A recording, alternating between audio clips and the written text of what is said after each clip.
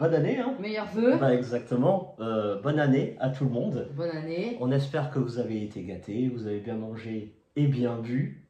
Faites comme nous, 1er janvier, randonnée, buvez, éliminez. Exact. La photo. Alors aujourd'hui on est en 2025, mais bon, on fait une petite exception. On retourne 2 secondes en 2024 pour solder les 3 derniers livres de 2024. Lesquels donc? Donc nous avons Lansdale avec Juillet de sang. Bien Zwierczynski avec Mort à tous les étages. Excusez-moi pour son nom, il est imprononçable. Et ensuite on a Ellory, Chine. Une saison pour les ombres. Très bien. C'est le livre de la semaine. Il est sorti quand en brochet? Il est sorti en janvier 2024. Oui. Il y a un an donc. Et là il vient de sortir en poche, livre de la semaine, nouveauté, etc. Bref. Au prix de 9,22 €. Très bien. Pourquoi on va les traiter en même temps? Vous n'êtes pas sans savoir que dans la littérature noire, il y a 4 genres. Oui, donc nous avons le thriller, nous avons le roman noir, nous avons le polar et nous avons le policier, pardon. Voilà. Mais dans le thriller, il y a des sous-genres. Et donc là, nous avons affaire à 3 thrillers, 3 bons thrillers, auxquels on va donner la note de 7 sur 10 chacun. Et pourtant, ils n'ont rien à voir les uns avec les autres. Mais qui se ressemblent, ça semble. Alors, on commence par quoi? Alors, on va commencer par Juillet de sang de Joe Lansdale, très grand auteur qui a écrit Les Marécages, très bon roman. Oui, vous avez notre tour, allez-y, c'est très bon. Là, on a quoi? On a du thriller psychologique. Oui. Où évidemment, on va s'attacher à quoi? À la psychologie des personnages. Exact. Et pas que, on va faire cohabiter 2 entités qui n'ont absolument rien à voir, qui sont même ennemies. C'est quoi? Eh ben, c'est un père de famille qui va devoir faire équipe avec l'assassin de son fils. Ça, en vrai, ça n'existe pas. Et pourtant, dans ce bouquin, ça existe. Donc, qu'est-ce qu'on peut en dire? Évidemment, dans le roman psychologique, le hic, c'est qu'il manque parfois un peu d'action. Et il est vrai que là, à mi-parcours, bon, ça tourne un peu en rond. Sauf que, et très vite, rebondissement, un truc qu'on n'a jamais vu, ça rebat les cartes, et c'est un très bon thriller. C'est simple, mais efficace. Ça tient toutes ses promesses, 7 sur 10, et la fin est excellente. Vous en avez pour 310 pages exactement. Allez-y. Suivant, on va passer à Le nom imprononçable avec Mort à tous les étages. Oui, donc là on a droit à quoi? À du thriller d'action. C'est un peu l'inverse de ce qu'on a vu. C'est Rivage déjà, on aime beaucoup la maison. Donc là c'est un patron qui dit à ses employés, bah, venez travailler samedi matin. Bon, ils tirent là un peu la gueule, mais ils se disent, bon allez, c'est pour le bien de la société, on va avoir un nouveau projet, on va gagner beaucoup d'argent, allons-y. Sauf que non, le patron, il veut tous les zigouiller. Voilà, tous les employés vont y passer. Bref, qu'est-ce qu'on a là? Eh ben, c'est de l'action. À toutes les pages, c'est de l'action, que ça. Est-ce qu'on a vraiment un mort à tous les étages? Exactement. Le but, c'est qu'il doit survivre avec des portes piégées, etc., etc. L'écueil, ça va être quoi? Eh ben, c'est que quand tu privilégies trop d'action, eh ben, l'intrigue, l'enjeu, c'est un peu moindre. La psychologie des personnages est un peu moindre. Mais surtout, le gros hic de l'action, c'est d'avoir trop d'action. Et d'avoir ce côté répétitif, quoi. Voilà. Chose qui se passe là-dedans. Bon, c'est dynamisant. Il y a de l'énergie à revendre. Est-ce qu'on prend du plaisir à lire? Oui. Est-ce que c'est le thriller de l'année? Non. Mais c'est agréable, c'est 7 sur 10. Très bien, merci beaucoup. Sachant qu'on l'a eu tranquillement dans une boîte à lire. Gratuit. Vient donc la pépite de la vidéo, Ellory avec une saison pour les ombres. Alors, qui es-tu, RJ? RJ, vite fait, il est né en 1965 à Birmingham. Donc c'est un auteur britannique. Il a à ce jour 60 ans, ou du moins il va les avoir cette année. Et il est très connu pour Seul le silence, pour Vendetta. Mauvaise étoile. Mauvaise étoile. Papillon de nuit, il me semble. Oui. Bon voilà, bref. Il fait de la guitare. Il est membre d'un groupe. Oh. Oui, c'est vrai, hein? Oui. Bon, alors moi, fut un temps, dans ma jeunesse, RJ Ellory, c'était mon top. Ouais, j'adorais Seul le silence, Mauvaise étoile, un ravissement. Il a eu un coup de moins bien avec Les fantômes de Manhattan, que j'ai pas compris. Mais je me suis dit, c'est pas grave, tout le monde a droit de faire des erreurs. Jusqu'à l'échec cuisant, le drame industriel. Ça a été quoi? C'est une toile de cirque. Ça se passe dans un cirque. Ah oui, c'est vrai. C'était catastrophique. Et là, je me suis dit, bon, allez, Elori, on l'a perdu. On a fait un retour d'ailleurs. Oui, exactement. On a vu ça, on s'est dit, bon, allez, on va redonner des chances Ouais. à RJ, parce qu'il mérite. De quoi ça parle? Eh ben, c'est un thriller mystère. Oh, Je vais faire le pitch. oui. Donc, c'est un type, j'ai oublié son prénom, mais c'est accessoire, voilà. Il va devoir se rendre dans le nord-est du Canada, là où il fait le plus froid au Canada. Donc, en gros, quand il fait beau, il fait -30 la journée, bon, super, voilà. Et donc, il va là-bas parce que son frère a été arrêté pour tentative de meurtre, tout simplement. Et il va retourner au Canada, là où il a passé toute sa jeunesse, une jeunesse très trouble, parce que toute la population a été sujette à des disparitions de jeunes filles. Voilà, c'est ça le mystère. Qu'en as-tu pensé? Alors au départ, j'ai cru que c'était un thriller exotique, Oui.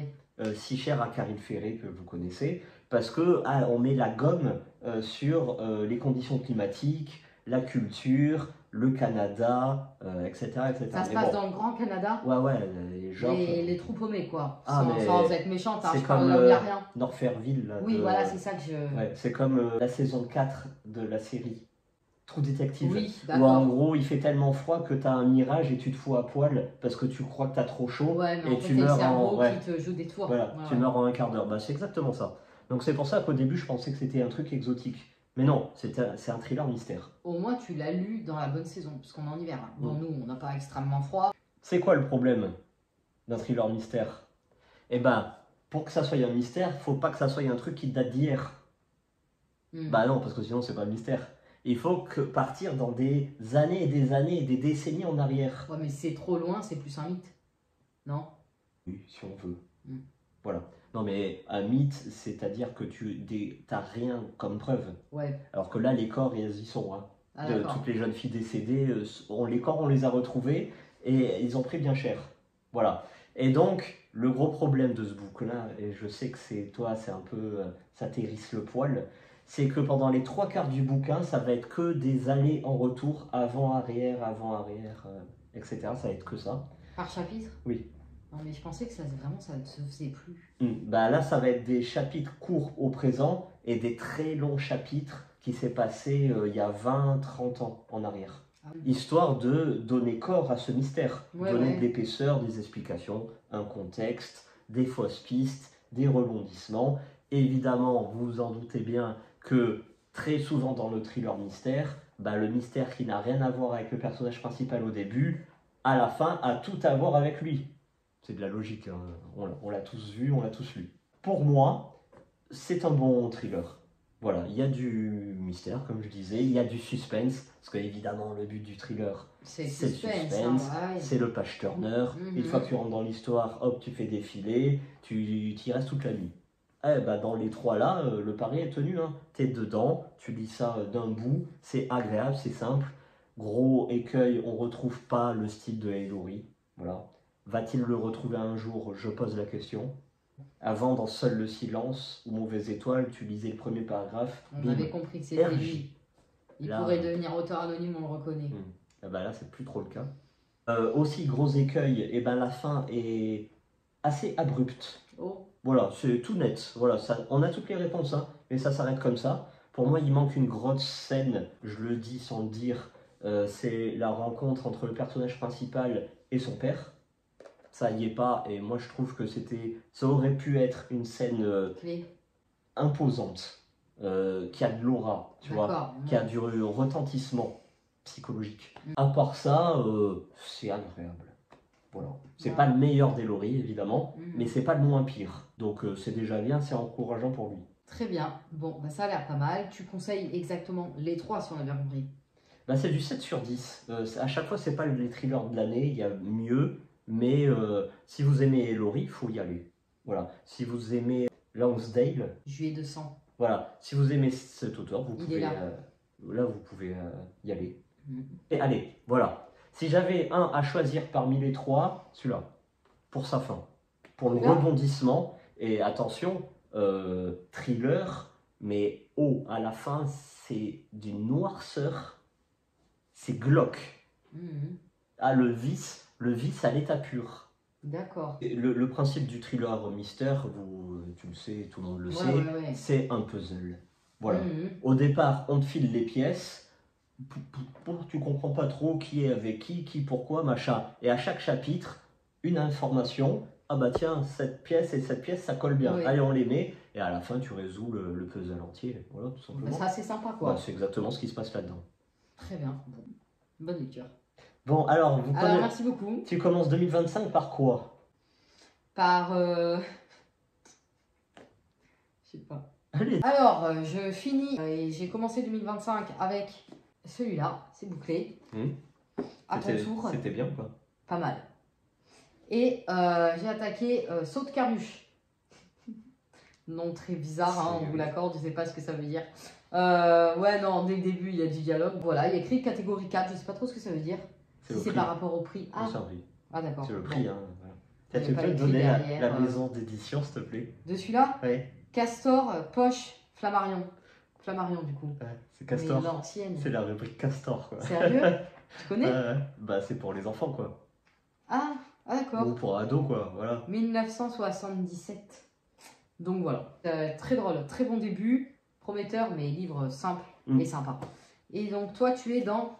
Ça y est, c'est fini. Donc, alors... C'est fini, Cadavre janvier 2025, c'est la lecture commune spéciale Tocino. Voilà. Ah, c'est vrai, j'ai lu le petit livre d'échecs. Ah oui, le joueur d'échecs. Le petit, ouais. Bon, alors, chaque dimanche, maintenant, ça va être retour lecture commune. Voilà. Ce dimanche-là, ça va être Cadavreski. Donc, Tocino, n'hésite pas à nous contacter. Est-ce qu'il peut nous contacter sur Instagram? Sur Instagram, ou il peut m'envoyer un message. Voilà. Donc, donne-nous ton ressenti, on le dira pendant la vidéo. Et comme ça, on pourra confronter ensemble sur nos ressentis. Ouais, exactement. Très bon roman, mais attention. Moi, j'ai trouvé le début bizarre. Ah, mais le début, c'est quand même le plus acceptable. Dur dans la compréhension. Parce qu'il y a deux lectures. Bon, j'en dis ça vite fait. Il y a ces romans-là qui sont très bons quand tu le lis. Et il y a ces romans qui sont très bons une fois que tu as fini et que ton cerveau commence à réfléchir. Et là, va y avoir de la polémique, va y avoir de la controverse. Préparez-vous dimanche, ça va envoyer. Très bien. Voilà. Bon. Je peux dire un mot? Oui. Ah, Covid. Voilà. Vous êtes prêts? Nous, on est prêts. Hein. Vaccin. Ah bah oui, totalement. Bon, on va pas s'embrouiller maintenant, c'est le début de l'année. Oui, préparez-vous. Parce que nous, 2025, on est chaud comme des bouillottes. On est là, on bouge pas. Merci beaucoup. Et puis, je crois que le lien Instagram est sur notre chaîne aussi YouTube. Oui. De toute façon, sur Instagram, ça reste on se libre. Allez, meilleurs vœux. Hein. Et merci. À bientôt.